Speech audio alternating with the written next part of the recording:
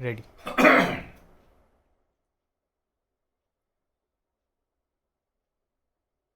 रामं रामानुजं सीतां भरतं भरतानुजं सुग्रीवं वायुसूनुं च प्रणमामि पुनः पुनः। कूजन्तं राम रामेति मधुरं मधुराक्षरम् आरुह्य कविता शाखां वंदे वाल्मीकि कोकिलम्। वैदिक वाङ्मय के समाप्त होने के समय पर लौकिक वाङ्मय का प्रारंभ होता है। वेदों के ऋचाओं के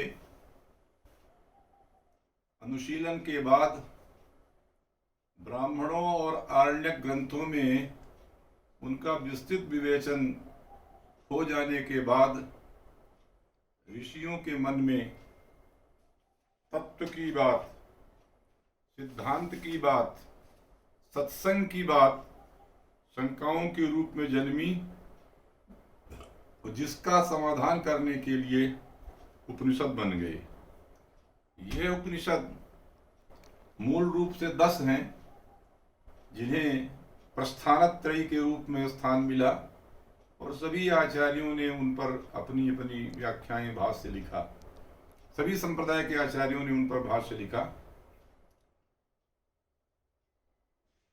वेदों के सूक्तों में प्रकृति को देवता मानकर भूमि स्थानीय देवता, अंतरिक्ष स्थानीय देवता और द्विलोक स्थानीय देवताओं को केंद्र में रख करके अनेक प्रकार के सूक्तों की रचना की गई।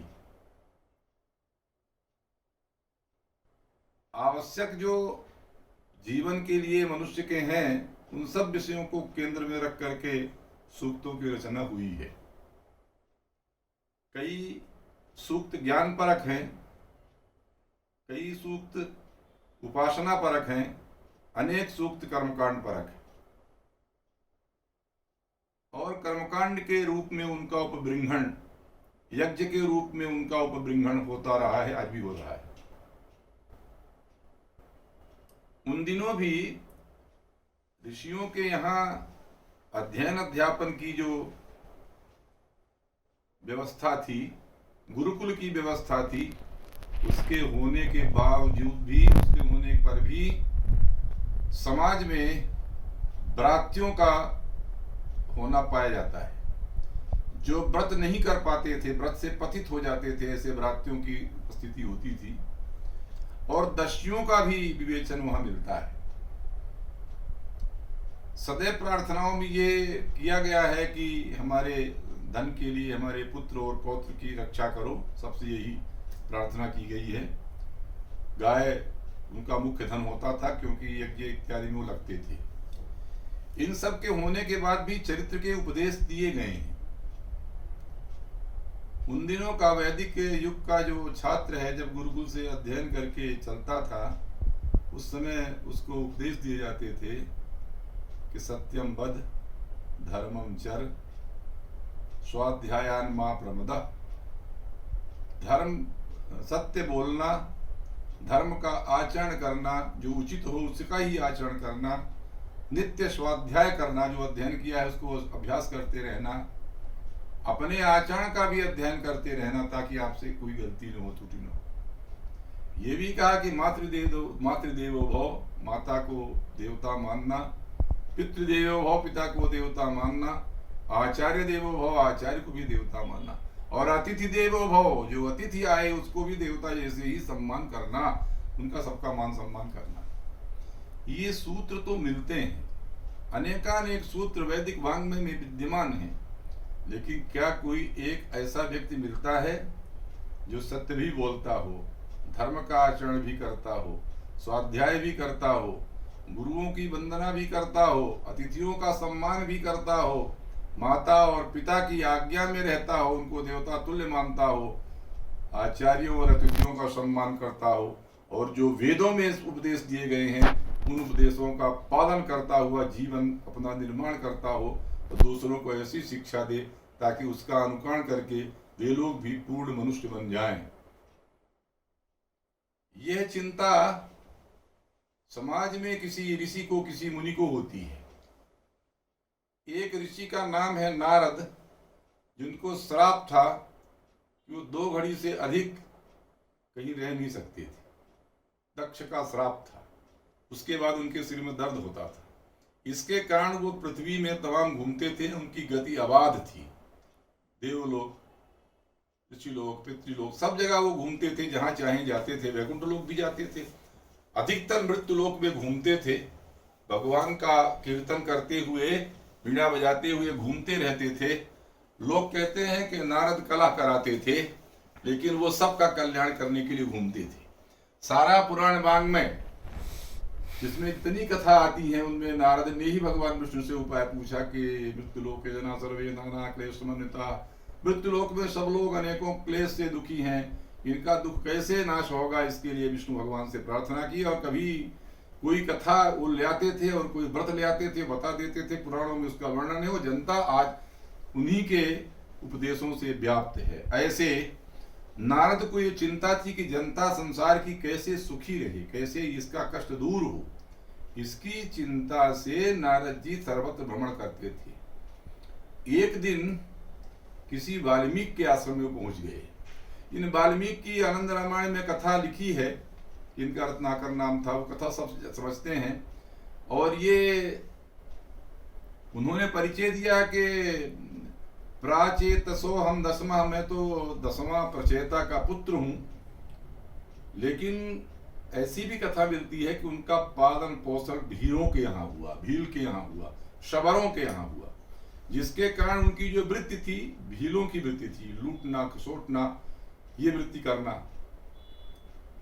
और सप्तर्षियों को लूट लिया एक बार। सप्तर्षियों ने उनसे पूछा कि भाई ये जो तुम कर रहे हो, ये पाप है कि पुण्य का, इससे कोई मतलब नहीं है, हमारा तो काम है, धंधा है।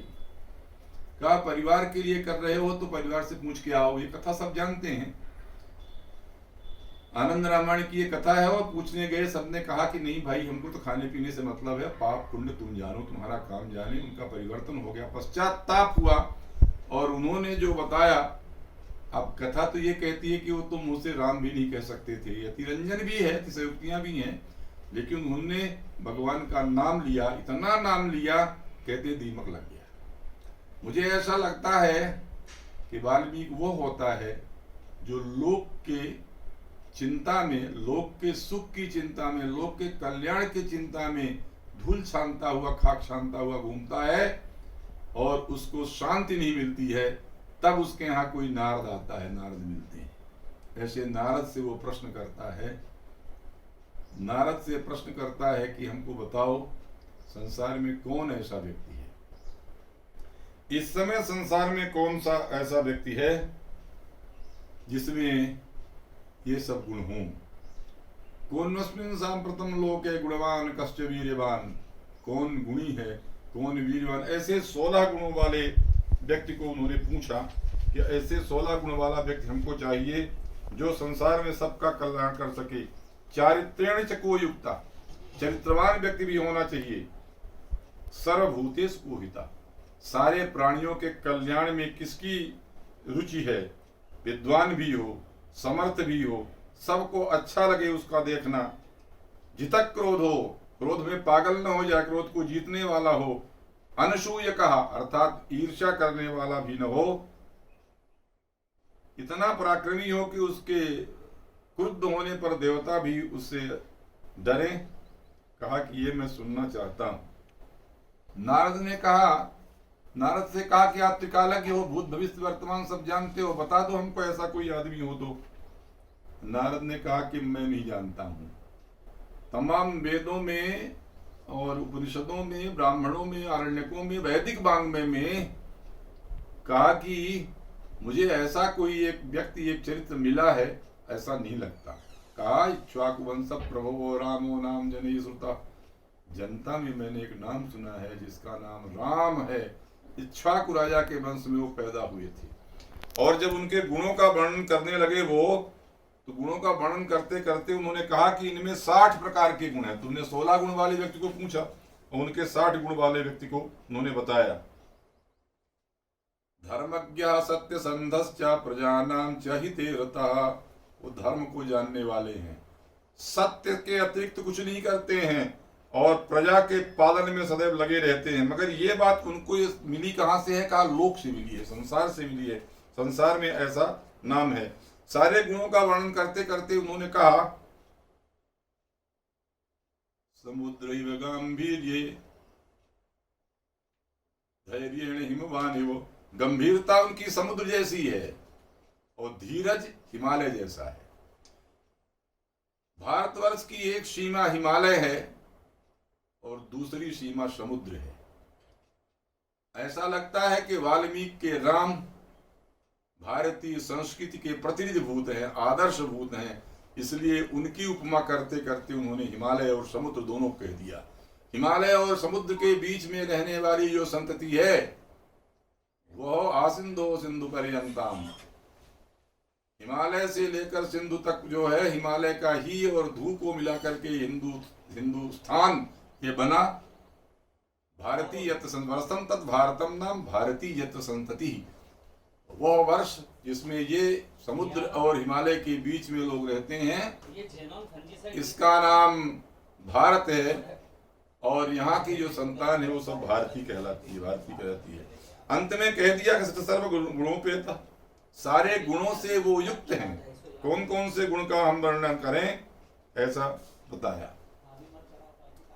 ये कथा सबसे पहले जब किसी को कोई काव्य लिखना होता है, कोई रचना करनी होती है, तो किसी व्यक्ति को आश्रय लेकर के वो अपनी रचना करता, घटनाओं का वर्णन करता है। और जो वो व्यक्ति होता है जिसके आसपास केंद्रित रहती है कथा, वो नायक या नेता कहा जाता है। और जो उसका चरित्र होता है वो कथा वस्तु है। और जिसका वर्णन करने की शैली होती है उसमें अनेकों प्रकार के सुख देने वाले रस होते हैं, श्रृंगार, वीर, करुण, रौद्र, वीर, भयानक इत्यादि, शांत। तो ऐसे कथानक को तो नारद ने सुना दिया वाल्मीकि को। अब वाल्मीकि को ये था कि भाई ये राम जो हैं इनका चरित्र अद्वितीय है और ये चरित्र उनको मिल गया, जिनके चरित्र का पालन करते हुए लोग पूर्ण मनुष्य बन जाएंगे। उसी समय वो स्नान करने के लिए गए, वो चरित्र उनके मस्तिष्क में गूंज रहा था। स्नान करने तमसा के किनारे जाते हैं और तमसा किनारे भारद्वाज उनके शिष्य उनके साथ में थे। वहां एक क्रौंच युगल क्रीड़ा कर रहा था और एक व्याध ने उनमें से एक को मार दिया। और वियोग में मरे हुए दंपति में से मरे हुए के वियोग में क्रंदन करते हुए जोड़े में से एक को देख करके, कहीं क्रौंची का है लिखा, कहीं क्रौंच का लिखा, तो क्रौंच के जोड़े में से एक को रोते हुए देख करके उनके वाल्मीकि के अंतस में करुणा फूट पड़ी। और सबसे पहले उनके मुंह से जो निकला, मान निषाद प्रतिष्ठाम तमकमा शाश्वती समा यद क्रौंच मिथुनाद एकम अवधि काम मोहितम, आपने दाम्पत्य का विरोध किया है, जिसके बिना संसार की सृष्टि नहीं हो सकती है, सर्जना नहीं हो सकती है, ऐसे दाम्पत्य का आपने बिछोह किया है। इसलिए तुम हजारों वर्षों तक तुमको शांति नहीं मिलेगी, सुख नहीं मिलेगा। इसके कई अर्थ हैं, टीकाकारों ने लिखे हैं। ये जो वाणी निकली तो उनको स्वयं आश्चर्य हुआ कि अभी तक तो वेद की ऋचाएं थी, ऋषि लोग दर्शन करते थे और उनका वर्णन करते थे। वाल्मीकि नारद को मुनि पुंगव कहा है और वाल्मीकि को तपस्वी कहा है। तपस्या करने वाला व्यक्ति, साधना करने वाला व्यक्ति ही रचनाओं को कर सकता है, रचनाओं का दर्शन कर सकता है। फिर कथा है कि ब्रह्मा आए और उन्होंने कहा कि मेरी कृपा से ही सरस्वती तुमको प्रकट हुई है, अब आप राम कथा करो। नारद ने जिस राम का चरित्र सुनाया उसी राम की कथा करने के लिए ब्रह्मा ने इनको आदेश दिया और इस प्रकार यह रामायण प्रारंभ हुआ। वाल्मीकि रामायण की जो राम की कथा है, यह मनुष्य से श्रेष्ठ महापुरुष और देवता बनाने वाली कथा है। और राम विष्णुना सदृशो वीर्ये तो प्रारंभ में लिखा है मूल रामायण में, लेकिन यज्ञ विष्णु सनातना भी लिखा है। सनातन भगवान विष्णु ही पैदा हुए हैं। तो ये जो विष्णु भगवान पैदा हुए, अरे भगवान अजन्मा है, लेकिन ये मनुष्य बन करके आए। क्यों?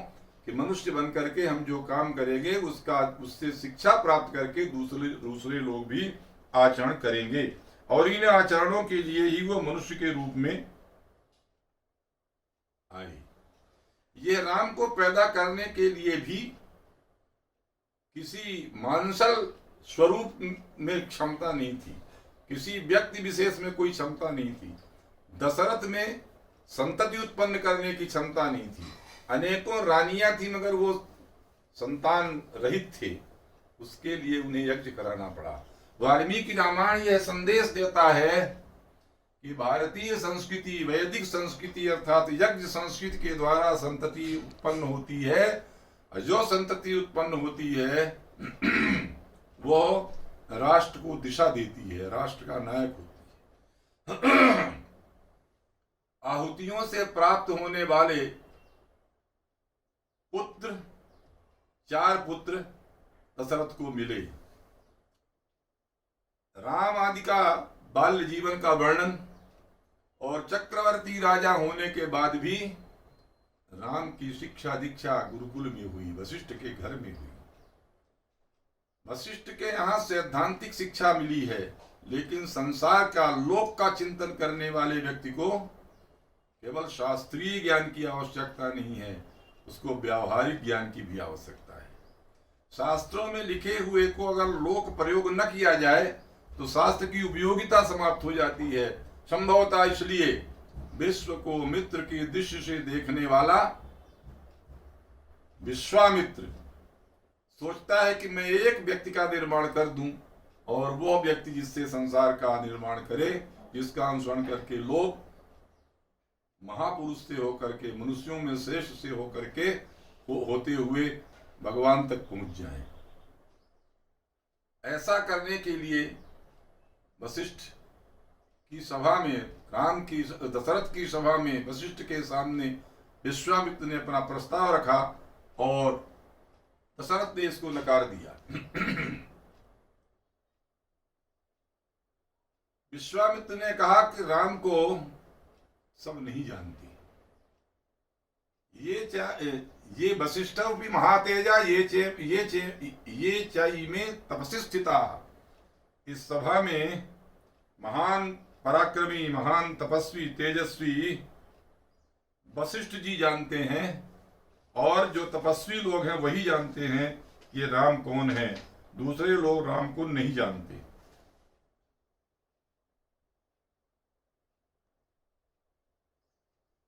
यह राम राजकुमार थे। ऊन खोड़स वर्षोयम, 15 वर्ष के राम थे। जब उनको देने के लिए मना किया तो वशिष्ठ ने समझाया और उनको दे दिया। राम का निर्माण वशिष्ठ ने ज्ञान के द्वारा, शास्त्रों के द्वारा, वेदों के द्वारा, पुराणों के द्वारा वशिष्ठ ने उपबिंबित किया उनको, और विश्वामित्र साथ में ले चले उनको, तो उनको संसार का दिया कि राम चक्रवर्ती राजा के राजकुमार होने के बाद भी तुम्हें अभी मानवीय संस्कृति के विरोध में, मानवीय संस्कृति के विरोध में जो अमानवीय संस्कृति पनप रही है उसका विरोध करना है, उसका विनाश करना है, और धर्म की संस्थापना करना है। विश्वामित्र उनको लेके चलते हैं। सबसे पहले एक स्त्री मिलती है, और उस स्त्री का नाम ताड़का है। उस ताड़का को देखने के बाद राम ने कहा कि विश्वामित्र जी ने राम से कहा कि जही दुष्टाम पराक्रमम, जही दुष्ट पराक्रमम, इसको दूषित पराक्रमबाजी को मारो। राम ने स्त्री वध के लिए ऐसा लगा कि स्त्री का मारना शास्त्र सम्मत नहीं है। कहा कि नहीं ते स्त्री वध की ते घृणा कार्या नरोत्तम। राजन, राजकुमार बेटा राम, तुमको स्त्री मार देने से पाप लगेगा, इसकी चिंता नहीं करना है। चातुर्वर्ण हितार्थं ही कर्तव्यम राजसूदुना।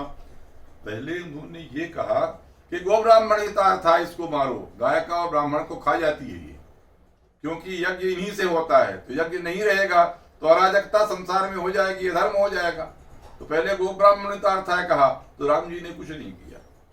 फिर कहा कि चातुर्वर्ण हितार्थंगी, चारों वर्णों का कल्याण होगा, इसलिए इसको मारो। फिर कहते हैं नृशंसम वा प्रजा रक्षण कारणात् पातकम वा सदोषम वा कर्तव्यम दक्षता सदा। तुम्हें अवश्य ही करना चाहिए। तब राम ने कहा, राम ने और आगे होके कहा कि गो ब्राह्मण हितार्थाय, गाय ब्राह्मण का हित तो होगा ही। देशस्य च हिताय वा हिताय च, देश का कल्याण होगा। तव चैव प्रमेयस्य, तो अप्रमेय जिसके आपके बल की कोई तुलना नहीं है, आपके कथन से मैं वचनम कर्तुम उद्यता, आपके वचन का पालन करने के लिए तत्पर हूं। ताड़का को राम ने मोक्ष दिया और प्रसन्न हुए विश्वामित्र ने उनको तमाम बलाम चाति बलाम च बला अतिबला इत्यादि विद्याएं, जिनसे भूख प्यास ने सब उनको सौंप दी। सारे अस्त्र शस्त्र उनको सौंप दिया। तो गंगा जी के किनारे आकर के उनकी उत्पत्ति कथा सुना। ये संदेश देते हैं कि धर्म की रक्षा करने के लिए, राष्ट्र की रक्षा करने के लिए, लोक का कल्याण करने के लिए, अगर स्त्री भी आतताई हो गई है, स्त्री भी देश की रक्षा में घातक है, अगर स्त्री भी कर्तव्य का पालन न करने वाले लोगों का विरोध करती है, उनको मारती है, तो उसको भी जीने का अधिकार नहीं है, क्योंकि उसके मरने से अनेकों लोगों के प्राण की रक्षा होगी। इसलिए ताड़का वध किया। एक बड़ी अद्भुत कथा इसमें आती है वशिष्ठ और विश्वामित्र की।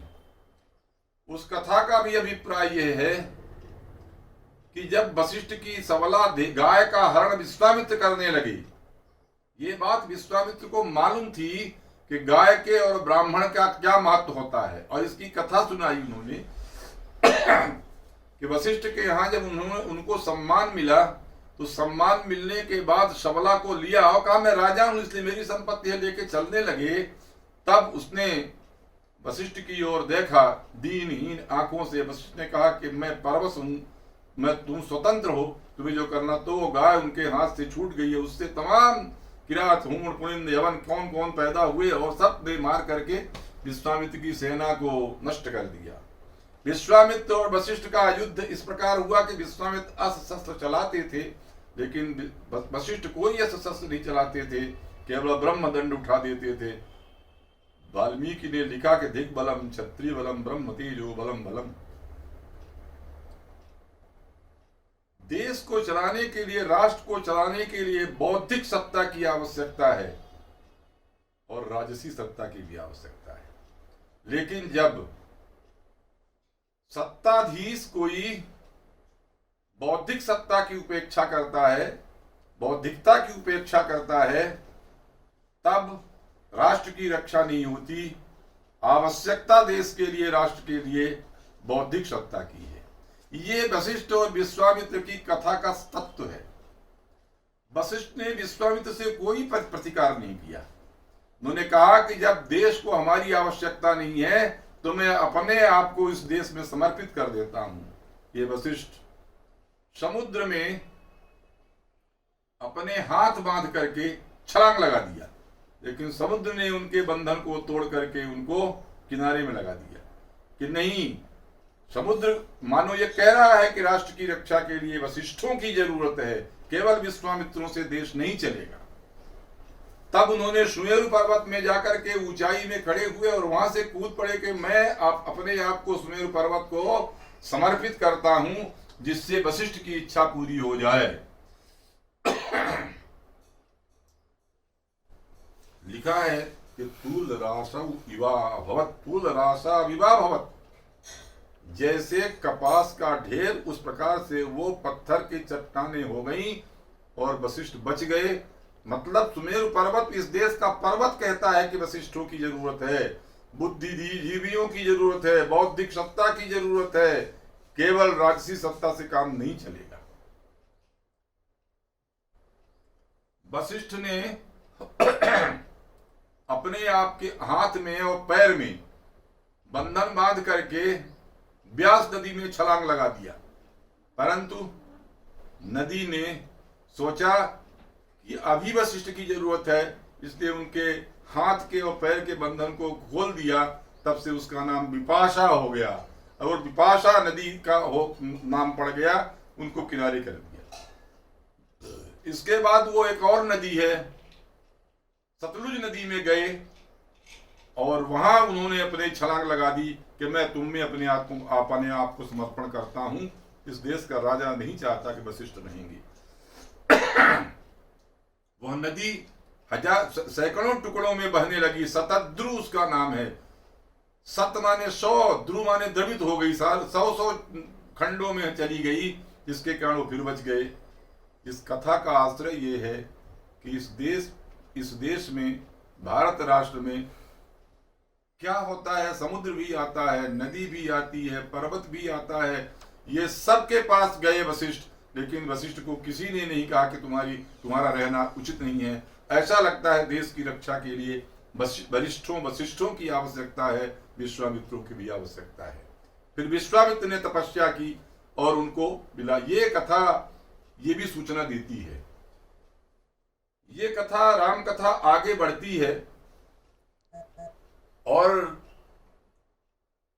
उत्तर भारत में बक्सर तक राक्षस लोग पहुंच गए थे।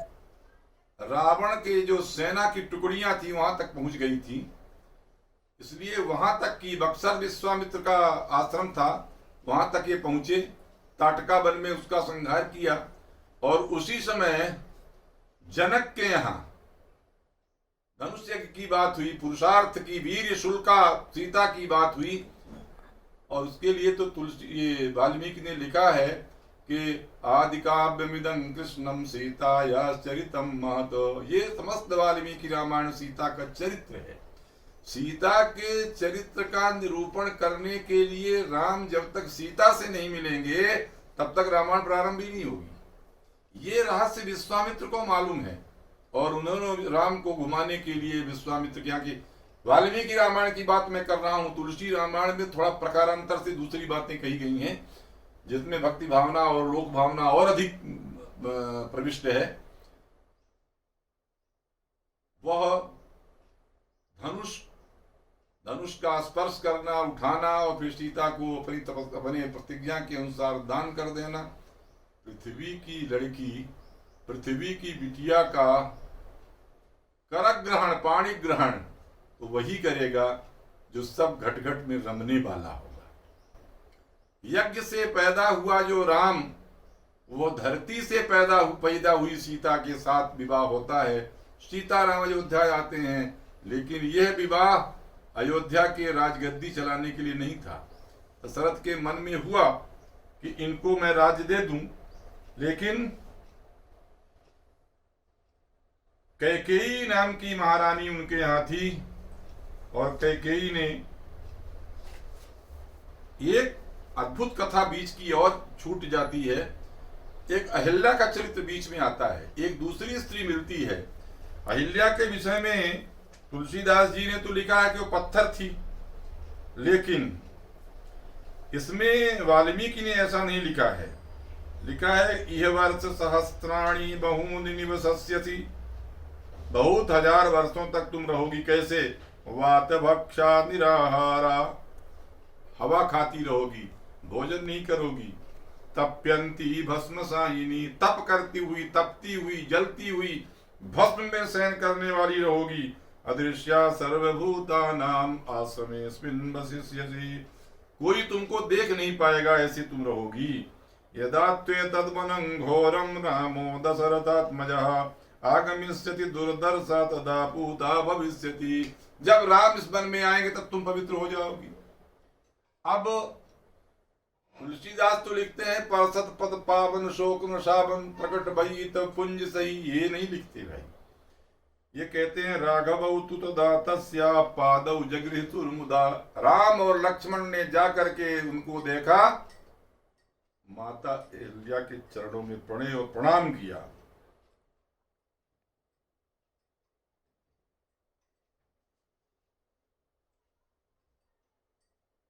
राम ने जिसको प्रणाम कर दिया, समाज से समाज ने जिसको बहिष्कृत कर दिया था, जो अपने पति के शाप से शापित थी, उसका एक स्त्री का जिसने लोक के विनाश के लिए अपना जीवन समर्पित किया था, उसको रहने का अधिकार नहीं राम ने दिया, उसका प्राण लिया।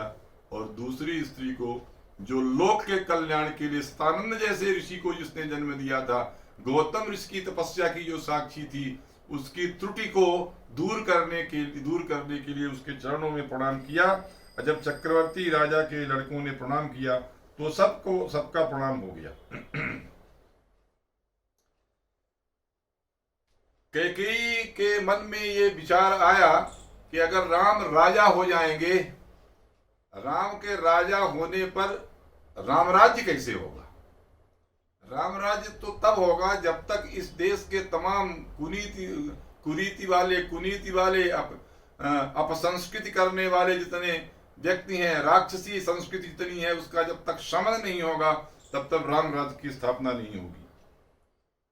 वरदान का प्रसंग में नहीं आगे विस्तार करना चाहता हूं, लेकिन जब राम के पास, दशरथ के पास राम आते हैं तो दशरथ तो कुछ नहीं कहते। कैकेयी कहती है सत्यमेकं परब्रह्म सत्ये धर्मो प्रतिष्ठिता। सत्य ही परब्रह्म है, सत्य में ही धर्म प्रतिष्ठित है। सत्यमेवाक्षया वेदा सत्येनाप्यते परमो। सत्य से ही सब कुछ प्राप्त होता है। उसने बताया कि मेरे वरदान जो थे, मैंने वरदान इनसे मांगा, इसके बाद इनकी ये दशा हो गई है। अब तुम इनको सत्य, इनके वचन को सत्य करना चाहते हो तो तुम स्वीकार कर लो, नहीं तो तुम्हारी जैसी इच्छा हो, या तो इनको असत्यवादी होने का श्रेय दे दो। तद अप्रियम अमित्रघ्नो वचनम मरणोपमं श्रुत्वा न बिभ्यथे रामः कैकेयीं चेदमब्रवीत। यह बात सुनने के बाद राम को दुख नहीं हुआ। उन्होंने कहा कि माँ, तुमको ऐसी क्यों चिंता होती है कि मैं भरत के लिए ये सब नहीं कर सकता हूँ। अहं हि सीताम राज्यम च। मैं सीता को, सारे राज्य को, प्राणानिष्ठान धनानि च, प्राणों को, अपनी अभीष्ट वस्तुओं को, धन को, हृष्टो भ्राते स्वयं दद्याम भरताय प्रचोदिता। प्रसन्न होकर के अपने छोटे भाई को सब देने के लिए तैयार हूं। आगे भी कहा अहंगी वचनाद्राज्ञापतेयम अपि पावके। मैं राजा दशरथ की बात से तो मैं अग्नि में अपने को कूद जला सकता हूँ। मज्जेयम विषम तीक्ष्णम मज्जेयम विचाणवे भक्षयेयम विषम तीक्ष्णम। तीक्ष्ण विष खा सकता हूँ और मज्जेयम विचाणवे, और समुद्र में मैं अपने आप को छलांग लगा सकता हूँ। करिष्ये प्रतिजाने चा, मैं करूंगा यह बात, मैं प्रतिज्ञा करता हूं। रामो द्विर्ना विभासते। राम कभी दो नहीं बोलते, जो कुछ भी है एक बार ही बोलते। मैं बोल रहा हूं कि मैं यही करूंगा। सुमित्रा के पास लक्ष्मण गए तो सुमित्रा ने क्या कहा? अरे दशरथ के पास जब राम गए तो राम ने भी दशरथ जी ने भी राम को कहा अयोध्यायाम त्वमेवाद्य भव राजा निगृह्यमाम। कहा कि मैं स्त्री के मोह पास में मैं फंसा हूं। राम, तुम अयोध्या के आज ही राजा हो जाओ, मुझे अंडर अरेस्ट कर लो। निगृह अर्थात मुझे कारागार में डाल करके तुम आज राजा हो जाओ। राम ने कहा नहीं, ये नहीं होगा। जो पिताजी आपने कहा है वही सत्य होगा। मैं माँ के वरदान को सत्य करूंगा। सुमित्रा जी के पास जब लक्ष्मण जी गए तो सुमित्रा जी क्या कहती हैं? रामम दशरथम विद्धि माम विद्धि जनकात्मजाम। दशरथ तो राम है और सीता ही मैं हूं। अयोध्या मटवीं विद्धि, जंगल को तुम अयोध्या समझो। तुम्हारा भाग्य है कि तुम उनके साथ गच्छतात यथा सुखम। जैसे तुमको अच्छा लगे तुम जाओ।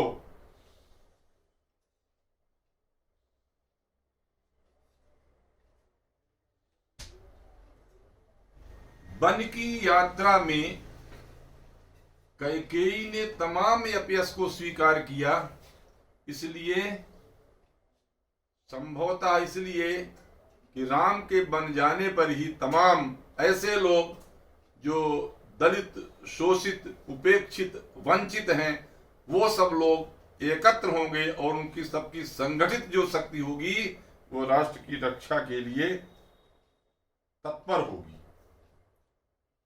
अयोध्या कांड में अनेक ऐसे स्थल हैं जो राष्ट्रीय चिंतन का उपदेश देते हैं। अयोध्या की प्रजा ने तो ये तक कहा है कि बनंगी भविता राष्ट्रम यत्र रामो निवस्यसि, राष्ट्र तो बन ही हो जाएगा जहां राम रहेंगे, नहीं तत् भविता राष्ट्रम यत्र रामो न भूपति, वो राष्ट्र नहीं होगा जिसमें राम राजा नहीं होंगे। बनंगी भविता राष्ट्रम, वन में ही अयोध्या हो जाएगी जहां वो जाएंगे और सब तैयार थे जाने के लिए। ये राम का चरित्र बताता है कि राम ने वो देख करके उनको आज होगा राज्याभिषेक, कल राज्याभिषेक होना है और रात को सुबह उनको सूचना मिलती है कि उनको वन जाना है, लेकिन उनके मन में तथा नममले वनवास दुखता, उनको न तो ये प्रसन्नता हुई कि मुझे राज्य, सोहम ब्रजामि विपिने विपिनम जटिलस तपस्वी प्रातर्भवामि वसुधाधिप चक्रवर्ती, सोहम ब्रजामि विपिनम जटिलस तपस्वी, ऐसा मैं, इसको चक्रवर्ती राज मिलने वाला था, तपस्वी का वेश धारण करके मैं जा रहा हूं।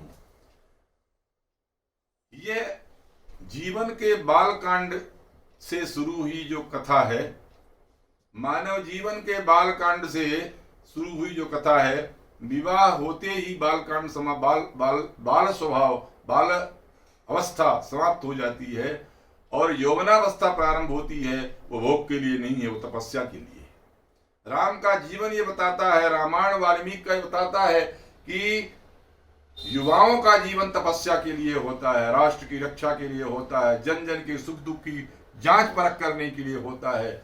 और अयोध्या कांड ये बताता है कि योद्धुम अशक्या, जिसको जीता नहीं जा सकता, ऐसे अयोध्या में रह करके चक्रवर्ती राज करने की अपेक्षा सारी धरती की परिक्रमा करके और सारी धरती की परिक्रमा करके आने के बाद ये सब किया जाएगा। सत्यम वद जो उपदेश दिया गया था, सत्यम वद तो ठीक है, दशरथ के बात को सत्य करने के लिए, कैकेयी के वरदान को, वचन को सत्य करने के लिए आंगी वचनाद राज्ञा कहा है। उनके वचन को सत्य करने के लिए राम ने अपने जीवन को अयोध्या के चक्रवर्ती राजा के पद से अलग कर दिया। धर्म का आचरण करने के लिए अनेकों समझाए सो सिद्धांतों के बाद भी उन्होंने कहा नहीं, मैं सत्य से वापस नहीं। सत्य स्वरूप रघुनंदन दिव्य, राम को सत्य का स्वरूप सत्य संध कहा गया है। अनेक ऐसे पद्य हैं, समय कम होने के कारण उनका उच्चारण में नहीं करूंगा। ऐसे राम जब वन को चलते हैं तो सबसे पहले व्यक्ति मिलता है निषाद, जिसको छूने से अस्पृश्य, वो जो अस्पृश्य माना जाता था समाज में, उसको श्री राम ने उठाया और अपने पास बैठाया, उसकी हाल चाल पूछा। केवट जो मल्लाह पंचम वर्ण का है, ऐसे व्यक्ति को उन्होंने गले लगाया और यात्रा में उनके वन में मिलने वाले जो वनवासी थे उनको रास्ता बताते थे। भरद्वाज ऋषि के आश्रम में गए तो जो सत्कार की प्रक्रिया रामायण कालीन थी, वो सत्कार की प्रक्रिया का वर्णन मिला है, राम के जाने में भी, भरत के जाने में भी। ये वनवासी ही उनको रास्ता बताते हैं और गांवों से पैदल चलते हुए चित्रकूट पहुंचते हैं। वनवासियों ने उनकी वाल्मीकि के आश्रम में जाते हैं, भरद्वाज के आश्रम में जाते हैं, वाल्मीकि से आश्रम रहने का उन्हीं वाल्मीकि से पूछते हैं जिन्होंने राम कथा लिखी है कि रहना कहाँ है। उन्होंने चित्रकूट बताया, चित्रकूट में जाते हैं और वहां राम राज्य की पृष्ठभूमि सारी तैयार होती है। वहां भी उनके रहने की व्यवस्था तमाम वनवासियों ने की है। वनवासियों ने कुटिया बनाई, वनवासियों वनवासी लोग फल फूल लेकर के आते थे, प्रार्थना करते थे। एक तरफ वनवासियों को खुश करते थे, दूसरी तरफ ऋषि मुनि आते थे, देवता आते थे, उनकी सभाएं होती थी। तीसरी तरफ आसपास तक, वहां तक वो विराट वगैरह तो वहीं आ गए थे, चित्रकूट के समीप ही विराट जैसे लोग आ गए थे। आगे चले हैं तो खरदूषण मिले हैं। इन सब को देखते हुए चित्रकूट में रह करके जो राम राज्य की परिकल्पना की गई, विरोधी शक्तियों को, राक्षसी प्रवृत्ति के लोगों को का विनाश करने की योजना बनाई गई, वो वहीं बनी। वहां से तमाम ऋषियों के यहाँ, तमाम ऋषियों के आश्रम में जा करके राम ने राक्षसों के विनाश की योजना को कैसे मूर्त रूप दिया जाए, इसका चिंतन किया। और ये राम कथा वहां से चलती हुई किष्किंधा पहुंच जाती है। ऋषियों का दर्शन करते हुए, विराधों का मोक्ष करते हुए, सुतीक्ष्ण, सरभंग, भरद्वाज, अत्रि, सुतीक्ष्ण, सरभंग, इनसे मिलते हुए अगस्त ऋषि के आश्रम में पहुंचते हैं। अगस्त का गुरुकुल था। अगस्त तो वैज्ञानिक थे और परावैज्ञानिक थे। उन्होंने तमाम अस्त्र शस्त्रों की विद्या और सब विषय बताया, तमाम अनेक अस्त्र जिनसे राक्षसों का विनाश होना है, उन्होंने कृपा करके दिया। लेकिन वही एक घटना होती है कि यह कथा, ये राम कथा जो अयोध्या से जनकपुर तक गई थी, फिर अयोध्या आई, अयोध्या से चित्रकूट आई, और चित्रकूट से यह कथा पहुंच गई किष्किंधा। अब ये किष्किंधा में फिर एक नारी, अगर कैकेयी न होती तो ये राम कथा वहीं खत्म हो गई थी। एक नारी ने इस कथा को आगे बढ़ा दिया। एक पक्षी के कारण ये कथा प्रारंभ हुई।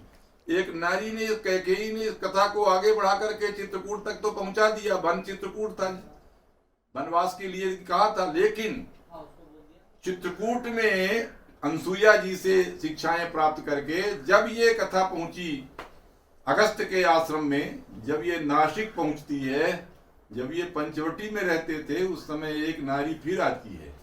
वो शूर्पणखा जैसी नारी आती है। उसके कारण ये कथा लंका तक पहुंच गई। वहां खर और दूषण, शूर्पणखा, उनकी तमाम सेनाएं जब सीता की बात को शूर्पणखा ने जब रावण से बताया तो भोगी रावण ललचाया और उसने सीता को हरण करने का, अपने को अपने बस में करने का उपाय सोचा। मारीच के पास गया। मारीच ने कहा कि मैं तो वही हूं जो यज्ञ विध्वंस करने के लिए मैं गया था। मारीच और सुबाहु, तो सुबाहु को तो लक्ष्मण ने जला दिया, लेकिन मुझे एक बाण मारा। जब मैं आया यहाँ तो मुझे चारों तरफ राम राम राम ही दिखते थे। तुम कहाँ भेज रहे हो? तुम रावण क्यों नहीं चले जाते हो? राम बन करके सीता को ले आओ। उसने कहा राम का बनने के लिए ध्यान करना पड़ता है, ध्यान करते सब बकवास, सब तुच्छ लगता है, इसलिए मैं नहीं जा सकता। तुम जाओ और एक सोने का मृग बन जाओ, मनुष्य से राक्षस हो, राक्षस से पशु बन जाओ, और पशु बनने के बाद सीता को, राम को दूर ले जाओ। और मैं योग की बात, सीता के मन में हरण को देख करके आकर्षण हुआ। राम से कहा कि आप इसका मृगशाला पूजा करने के लिए अच्छा होगा, और पशु भले सही, लेकिन पशु की मृगया करना भी ठीक नहीं है। असंभव को संभव होते देख करके उस पर विश्वास कर लेना भी ये ठीक नहीं है। उस मृग को देख करके सीता का आकर्षण होना, सोने के प्रति उनका आकर्षण होना, लोभ, सोने का लोभ होना सीता के हरण का कारण बना। राम मृग के लिए जाते हैं। रावण सन्यासी बन के आया। शायद वाल्मीकि ने यह संदेश पहली बार दिया कि इस देश में आने वाले युग में सन्यासियों पर भरोसा तभी से उठा है जब से रावण सन्यासी बनकर के सीता का हरण किया, स्त्री की चोरी किया। स्त्री की चोरी इसके पहले कभी नहीं हुई थी, लेकिन रावण ने स्त्री की चोरी किया। लेकिन ये धन्य है वाल्मीकि, एक पक्षी जिसके कारण रामायण शुरू हुई थी, एक पक्षी मिलता है, कहता है मेरे सामने तुम अधर्म नहीं कर सकते हो रावण, रुको, सीता को इस प्रकार तुम नहीं ले जा सकते हो। लड़ता है, झगड़ता है, सीता को छुड़ा लाता है, लेकिन आतताई रावण ने उसके पंख काट दिया। पक्षी की शक्ति पंख होती है, और जटायु मुमूर्ष होकर मरने की स्थिति में आकर के वहां पड़ा है और सीता का हरण हो जाता है। मैं ये बात कहना चाहता हूं कि वाल्मीकि के राम इतने आदर्श थे कि जब सीता को हरण हुआ, सीता का हरण हुआ, बहुत बातें मैं छोड़ रहा हूं, मुख्य मुख्य बातों पर ध्यान केंद्रित कर रहा हूं। जब सीता का हरण हुआ तो सीता गई कहां है, यह बात कोई नहीं बताता था। लेकिन उस नासिक के, उस अरण्य के, उस दंडकारण्य के जो मृग हैं वो दक्षिण की ओर मुंह करके दौड़ पड़ते थे। उस दंडकारण्य के जो पेड़ है दक्षिण की ओर सिर झुका करके ऐसा लगता था कि बताते थे कि दक्षिण की ओर ले गया है। ऐसा लगता है, कहते हैं दक्षिण की ओर जाओ, दक्षिण की ओर दौड़ करके खड़े होते थे, पीछे मुड़ करके देखते थे राम और लक्ष्मण को। ऐसा लगता था कह रहे हैं तो इधर आओ, इधर गई है सीता। आगे देखते हैं कराता हुआ जटायु, और जटायु ने कहा कि मैं जानता हूं कि दक्षिण की ओर ले गई, देखिए उसके धनुष बाण मैंने सब तोड़ डाला है, उसका रस टूटा हुआ पड़ा है, माया में रथ से ले गया है वो, और अपनी दिशा बताया उसने, ऐसा किया, इत्यादि इत्यादि। दक्षिण की ओर की यात्रा राम ने की, लेकिन चलते चलते ये कथा किष्किंधा कांड में पहुंच जाती है। और किष्किंधा कांड में ऐसे लोगों से भेंट होती है जिससे राम कथा में हनुमान का प्रवेश किष्किंधा कांड में होता है, अरण्य कांड में नहीं होता। और यहाँ से हनुमान भी राम कथा में आ जाती हैं। उनके कारण सुग्रीव मिलता है, सुग्रीव वानर है, हनुमान भी वानर जाति के ही हैं। सुग्रीव से मित्रता किया, बाल इतना बली था जो रावण को कांख में रखे था, उससे नहीं किया क्योंकि उसके पास गर्भ था। राम ने उसके गर्भ को चूर्ण किया, सुग्रीव से मित्रता की। और क्या कहें, वानर माने जो विकसित नहीं हुए हैं, जिनकी संस्कृति विकसित नहीं हुई, ऐसे वानरों भालुओं को साथ में रखा, उनका संगठन तैयार किया। और उनके संगठन के बाद तमाम बांदरी सेना को कहा सीता की खोज करने के लिए, चारों दिशाओं में गए। अंत में दक्षिण की दिशा की ओर जाते समय हनुमान अंगद आदित्य गए। और कथा ये कहती है कि जिनमें शक्ति कम है, जो अत्यंत शक्तिशाली हों भी या न भी हों, अगर वो संगठित हो गए तो किसी अजेय योद्धा को, अपराजेय योद्धा को भी वो परास्त कर सकते हैं। लेकिन योजकस तत दुर्लभा, राम ने बताया कि इन बांदरों के द्वारा भी, इन वनवासी बांदरों के द्वारा भी किसी अजेय योद्धा का विनाश किया जा सकता है।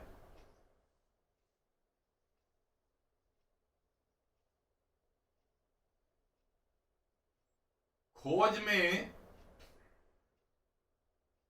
हनुमान ने लंका में जाकर के सारे राक्षसों को बता दिया कि जो सीता को ले आए हो वो तुम्हारे घर में जो सीता हो कालरात्रि है, ये तुम्हारे कुल का विनाश करेगी। उनके सभा में कहा। विभीषण ने उनको दंड देने का विरोध किया तो पूंछ जलाने की बात हुई। मैं विस्तार में नहीं आता हूं, बड़ी रामायण कथा जहां शुरू हो वहीं अच्छी लगने लगती है, लेकिन 2-3 बातें बताऊंगा। आजकल के जो रामानंद संप्रदाय है उसका जो चरम मंत्र है वाल्मीकि रामायण से निकला है। सारा संस्कृत साहित्य, सारा हिंदी साहित्य रामायण का वाल्मीकि का कर्जदार है, वाल्मीकि का ऋणी है। रामायण के एक एक कथानक को लेकर के न जाने कितने महाकाव्य बन गए हैं। और तुलसीदास ने तो ऐसा राम काव्य लिखा है जिसके बाद लोग वाल्मीकि को पढ़ना भूल गए। ऐसा लगता, कहने लगे, अमनावादास जी ने कहा कि वाल्मीकि तुलसी भयो, वाल्मीकि तुलसी बनकर के आ गए।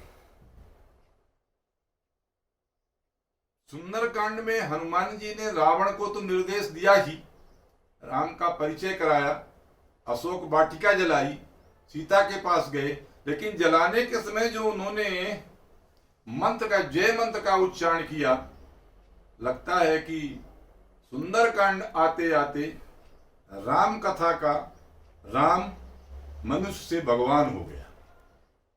अभी तक तो मानवीय जीवन, मानवीय लीला उन्होंने की, लेकिन किष्किंधा की शबरी के पास जाकर के, किष्किंधा की शबरी से उनको शिक्षा मिली कि सुग्रीव से दोस्ती करने जाओ। अर्थात इस देश की भीलनी ने राम को बताया कि तुमको सुग्रीव बानर मदद करेंगे।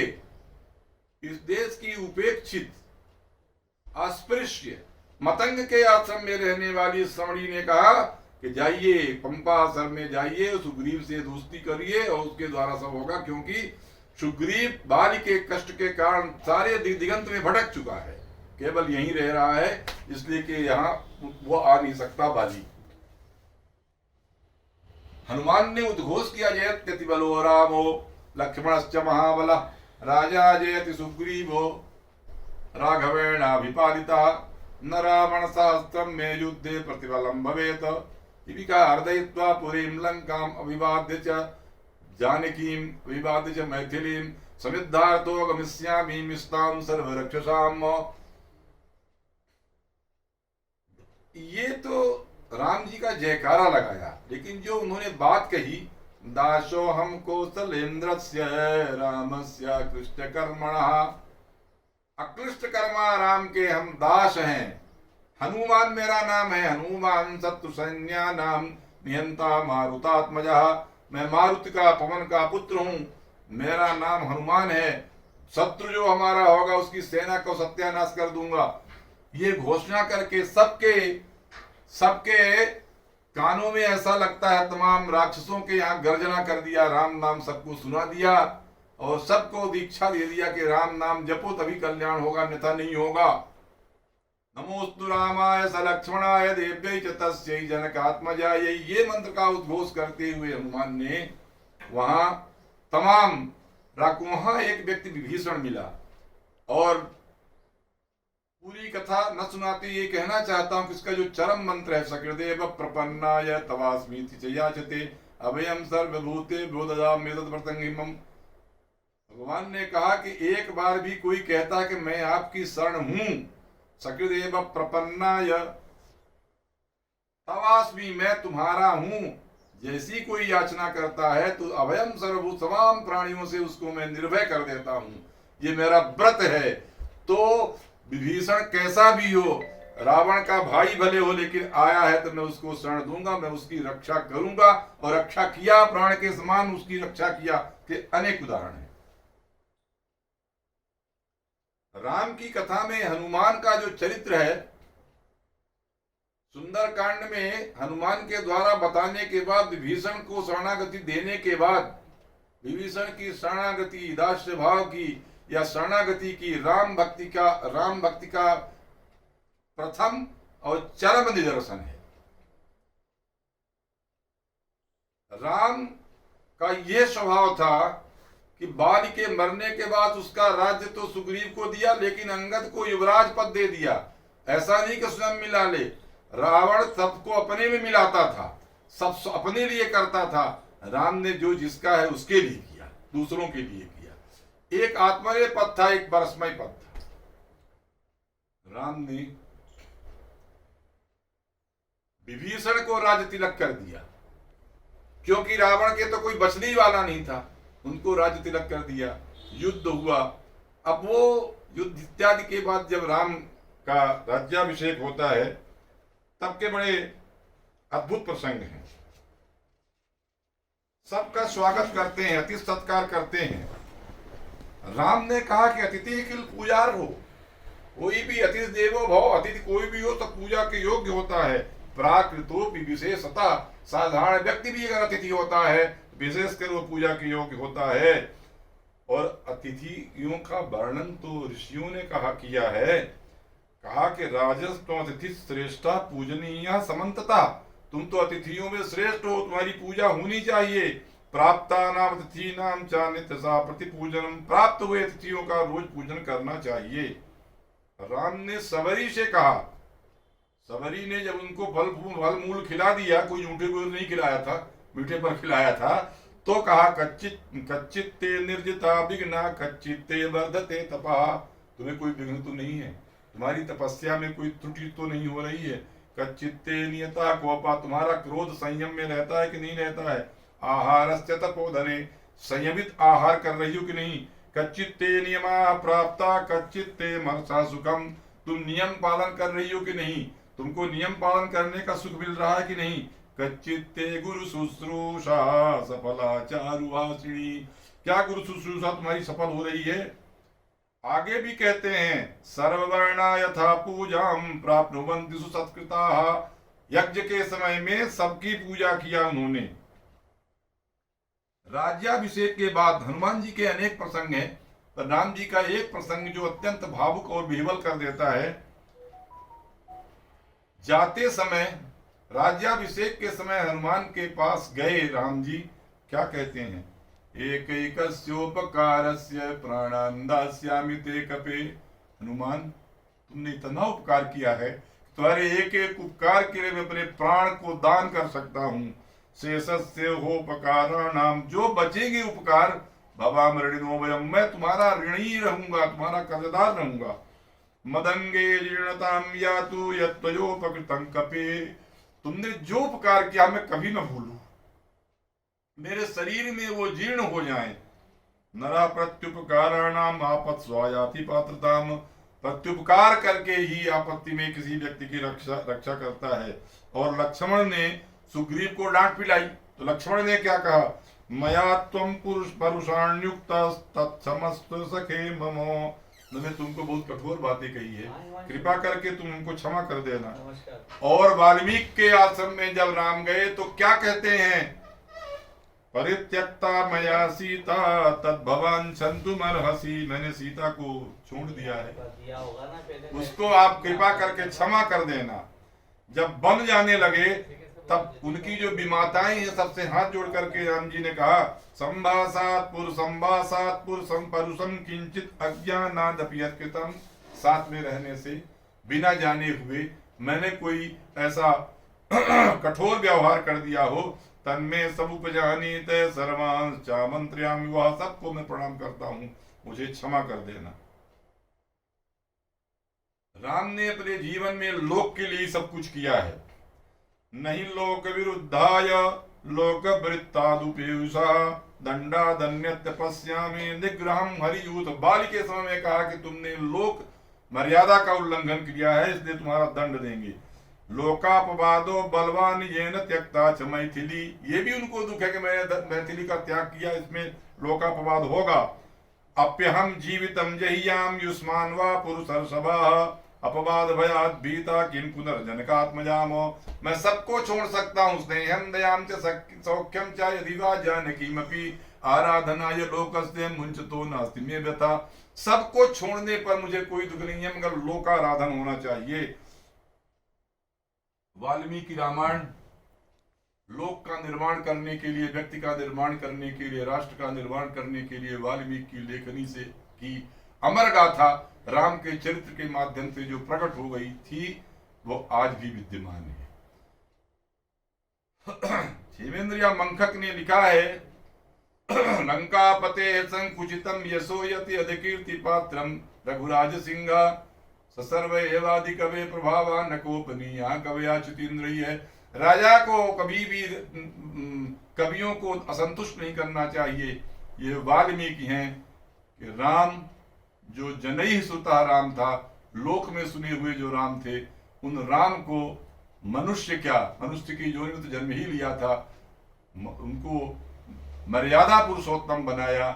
राम को भाई के लिए, माँ के लिए, पत्नी के लिए, पिता के लिए, पूर्ववासियों के लिए, रास्ते में मार्ग में मिलने वाले अपने अनेक लोगों के लिए जो जो व्यवहार करना चाहिए, ऋषियों के आश्रम में जो व्यवहार करना चाहिए, ऋषि पत्नियों से जो व्यवहार करना चाहिए, शत्रुओं से जिस प्रकार का व्यवहार करना चाहिए, वह सब राम के जीवन का आदर्श मनुष्य को भगवान होने के लिए, मनुष्य को देवता होने के लिए यात्रा बताता है।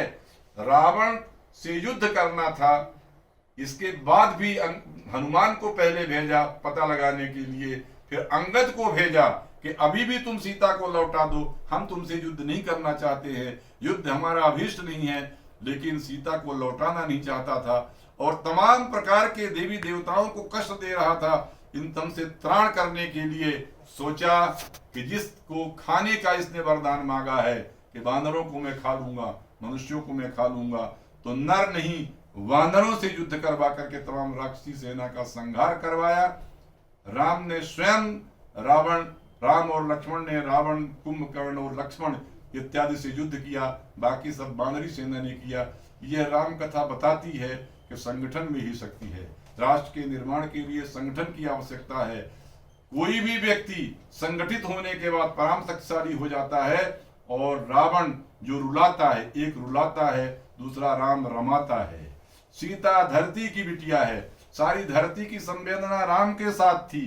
धरती में मनुष्य नहीं होता, धरती में मनुष्य भी होता है, पशु भी होता है, नदी भी होते हैं, पर्वत सब होते हैं, और इनकी संवेदनाएं धरती की बिटिया के पास ही रहेगी और धरती की बिटिया राम के पास रहेगी। तब राम और सीता दोनों एक दूसरे के संवेदनाओं को समझेंगे। इस देश की नारी नाम उत्तमम वधू, सीता को नारियों में सर्वश्रेष्ठ वधू कहा गया है। इस देश की नारियों का प्रतीक सीता, पुरुषों का प्रतीक राम। ऐसे सीता और राम को अजर अमर करने का श्रेय वाल्मीकि की लेखनी को है। वाल्मीकि राम और राम का जप करते रहे, राम नाम का जप करते रहे, राम कथा को लिखते रहे और राममय होकर के अंत में निर्देश दिया, बलम विष्णु प्रवर्धताम। जो सबका पालन पोषण करता है उसको विष्णु कहते हैं। उनका पालन पोषण करने वालों का, सबकी देश की रक्षा करने वालों का, लोक के कल्याण करने वाले का यश चारों तरफ फैलता रहे। राम कथा जब तक फैलती रहेगी। और जाते समय हनुमान को आदेश दिया, तावत राम कथा लोके, जब तक राम कथा रहेगी तब तक हनुमान तुम यहाँ रहोगे।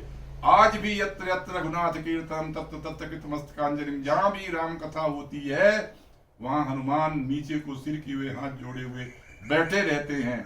सारे उत्तर भारत में जब रामायण गाया जाता है उस समय हनुमान जी का आसन दिया जाता है और विसर्जन के बाद हनुमान जी के वो आसन हटा दिया जाता है। राम कथा या राम के रूप में हनुमान, राम कथा के प्रतीक के रूप में हनुमान आज भी विद्यमान है। और वह क्या कहें, वो वनवासी थे कि घरवासी थे कि नगरवासी थे, वो तो जनजनवासी थे। उनमें कोई मान नहीं है। और तभी जब मान अपना खत्म होगा तभी हनुमान हो सकता है। और उसी के हृदय में भगवान राम निवास करते हैं सीता के साथ। ऐसे कथा को दे करके वाल्मीकि ने स्वयं को तो अमर किया ही। पूजंतम राम रामेति मधुरम मधुराक्षरम आरुह्य कविता शाखाम वंदे वाल्मीकि कोकिलम तो है ही है। वाल्मीकि तो अमर है ही है। यह राम कथा कहने वाले करने वाले भी अमर हैं। यह वाल्मीकि के श्रेय है कि तमाम भारतीय साहित्य की एक विशाल परंपरा बनी है जो केवल राम कथा को, राम कथा से ही पीती है, राम कथा से ही जीती है, राम कथा के द्वारा ही उसका उपब्रह्मण होता है। इस प्रकार वाल्मीकि न कभी मरा है न कभी मरेगा। राम सबके पास जब तक रहेंगे तब तक वाल्मीकि भुलाया नहीं जाएगा, हनुमान भुलाए नहीं जाएंगे। वाल्मीकि रामायण के अनेक संदेश हैं जिनमें कुछ संदेश सीमित समय में हमने कहा। नमस्कार, धन्यवाद।